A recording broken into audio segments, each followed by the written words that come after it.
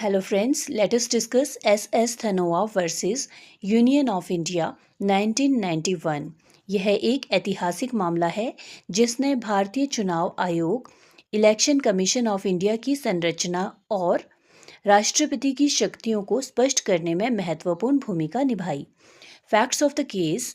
अक्टूबर 1989 में राष्ट्रपति ने अधिसूचित किया कि मुख्य चुनाव आयुक्त, चीफ इलेक्शन कमिश्नर के अलावा आयोग में चुनाव आयुक्त, इलेक्शन कमिश्नर्स नामक 2 अन्य सदस्य होने चाहिए।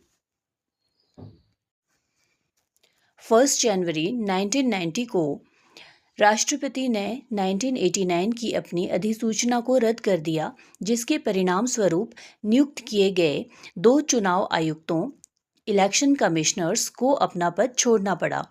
श्री धनोआ उनमें से एक थे। श्री धनोआ ने राष्ट्रपति के इस निर्णय को सर्वोच्च न्यायालय में चुनौती दी। उन्होंने तर्क दिया कि एक बार नियुक्त होने के बाद एक चुनाव आयुक्त आर्टिकल 324 के तहत नियमों द्वारा निर्धारित अपने पूर्ण कार्यकाल तक पद पर बना रहता है और राष्ट्रपति के पास इस प्रकार निर्धारित कार्यकाल को कम करने की कोई शक्ति नहीं है।